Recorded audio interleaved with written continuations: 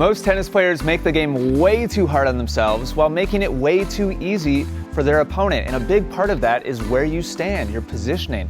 All of these points you're seeing playing right now have one thing in common, and that is they are lost because one of the players was standing in the wrong place. And in this video, I'm going to show you exactly what the right place and the wrong place is so that you can make points as easy as possible for yourself and as difficult as possible for your opponent. We're going to totally flip that script. So if that sounds good to you, do me a favor and click like, and let's go ahead and dive right into it.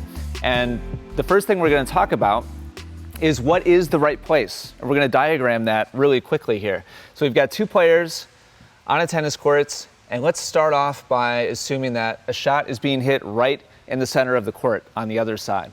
So when that happens, and we chart the two extreme spots that this player could hit, one extreme spot is that corner, the other extreme spot is this corner. And so we have two different shots that can travel here and travel here. So the question you want to be asking yourself is, where is the center of those two shots? If you're the player on the bottom, you want to be equidistant between those two spots.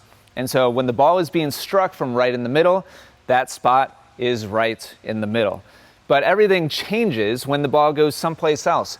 If this person is hitting a forehand a little bit off the court in the doubles alley, now the two extreme spots that player could hit are either here, or now there's an angle that opens up in this direction. He could potentially hit the side tee. So now we've got one shot that goes here, and the other shot goes actually off the court. So this player, to be able to retrieve this ball without closing way into the court and cutting it off, has to actually leave the singles court, just like this person had to leave the singles court for the shot before. So what's the middle now? If this player stands in the middle, then you can see there's a huge difference in how much court has to be covered over on this side of the court.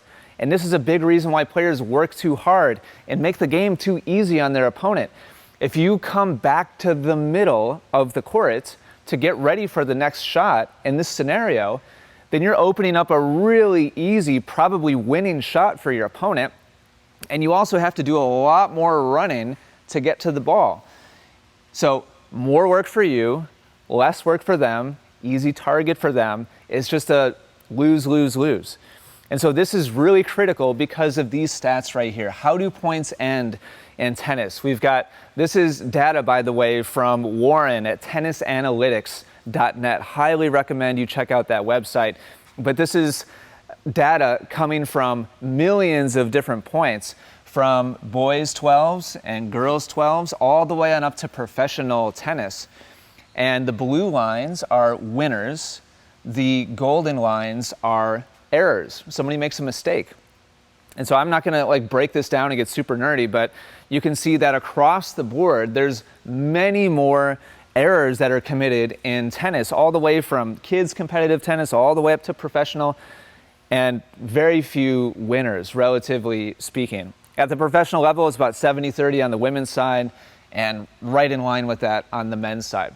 This is professional tennis. At the amateur level, which I play and you play, unless Rafa and Serena are watching this, which I highly doubt, we're making more errors and hitting less winners than professional tennis. So what we want to do is maximize our chances of being in the right place. And that means positioning ourselves in the middle of the two potential shots from our opponent, not leaving them anything obvious. Because when you stand in the wrong place, all of these things happen that are bad for us. We have to do more running for the next shot. There's more pressure on that shot for us. When we have to run more, the shot's more difficult. We're more likely to be out of position and be off balance and be pressured and stressed. We leave easy shots for our opponents to hit, and more than likely, we're going to lose more matches. So let's go back to some real life examples like what we saw in the opening. I'm going to break them down, show you exactly how real players are making these mistakes, and also how high-level players avoid them. If that sounds good to you, if you're excited to see real-life examples, click the like button. Let's dive right into it. So let's look at a real-life example of how this happens. And these are two pretty strong players. I would say intermediate level players, probably 3.5 plus, maybe around 4.0. I don't know for sure, but I'm guessing watching them play. Both have strong ground strokes, able to hit topspin, able to hit winners, and they have good offensive skills. Go ahead and watch this play point out. It played out during the intro, and we're going to break this down. And this player in the orange, this is just a perfect example of how this happens in real life, and you probably don't know it. It's probably happening to you all the time, and your response is probably, oh, wow, that's an incredible winner, like, oh, nice job, nice job. Without realizing it, you're probably leaving really open, easy shots for your opponents all the time. So what happened here, if we slow things down, this shot that the player in the orange is hitting is pulling the player in the blue a little bit off the center, moving over to his right, over to the forehand side. And so if we pause everything right at the moment of contact, what shots does this player have available? We're going to go ahead and draw the same lines that we did before. This is one extreme shot all the way to the corner, and then this is another extreme shot. Remember, this could be an angle. It could land around the side tee or so, and then continue off the court over here. So by drawing these two lines, it becomes incredibly obvious that in this direction, this player has this much to cover, and in this direction, the player in orange has that much to cover. So has he placed himself in the center of the two possible shots? The answer is absolutely not. His opponent is a little bit to the left side of the center, and he is also on the left side of the center. That leaves him really vulnerable over on this side of the court because of the angles that are possible.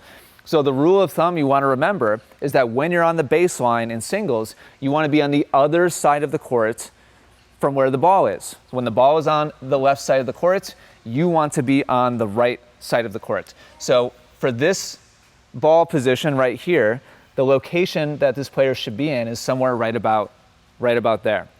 And that makes all the difference in the world. Without shifting over a little bit more to account for the angle spread that's available, we're leaving easy shots, we're making more running for ourselves, we're making more difficult shots for ourselves, and we're just giving free points. In this case, look at where this shot lands, right there. I mean, it's a good shot, but it's not like he hit the line. It wasn't some incredible like ATP level winner. It was a good ball, but it shouldn't have been a clean winner. And it wouldn't have been a clean winner if this person had positioned himself on the correct side of the court. So now let's go to some 5-0 level tennis and see how this looks at a higher level of play. Let's now provide you with a really clear picture of what to do. What should you be doing with your positioning, and how does it look in real life as you position yourself? I'm going to go ahead and play through this point, which features a 5-0 player and a 5-5 player playing against each other.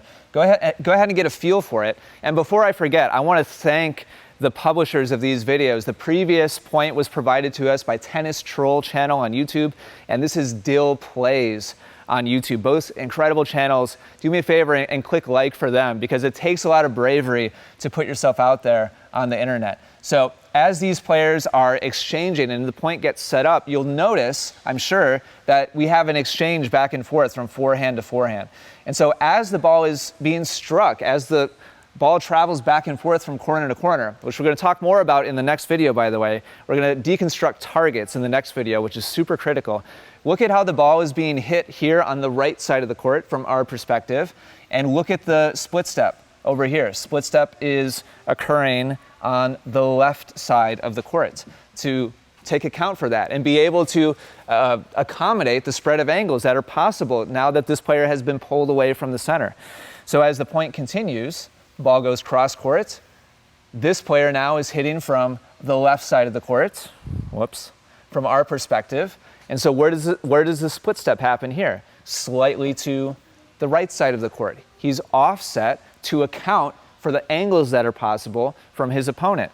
And so as the ball travels back and forth on this pattern, we'll see ball hit on the right, split step slightly to the left.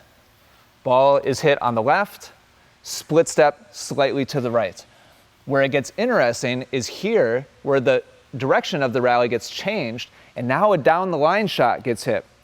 So tell me down in the comments, where should the next position be for this player? Where does he need to get to? We're going to talk more about this in the next video, but because the ball shifts over to the other side, he knows that he's got to get all the way over to the other side of the court before the next ball is hit. And because he hits a pretty solid ball, he's got to hustle over there. And so as that shot is being hit, he makes a split step that positions him right there in that spot to account for the angles. This could have come right back down the line, or it could have been an angle off in this direction, pulling him off the court. So the bottom line here is you can see both of these players very consciously and really subconsciously. It's a habit. At this level, they know it's all happening on autopilot. But for you at home, hopefully you can see the theme here. When you do your job, you make the task of your opponent who's trying to beat you as difficult as possible. When you don't do your job, you make your opponent's job as easy as possible. And you also make the most amount of work for yourself. So it's all about positioning, which we've talked about in this video. And then the next one, we're going to talk about targets. Where you aim makes your job either really easy or really hard. And maybe that video is already live. If it is, you'll want to click right here. We're going to talk all about targets that will maximize your chances of winning. If that video is not there yet, then subscribe because it's really valuable. You don't want to miss it. And if you enjoyed this one, do me a favor and click like and leave any comments that you have or questions that you have down below. I'll be right there personally answering all of them. Thanks for watching. I'll see you in the next one.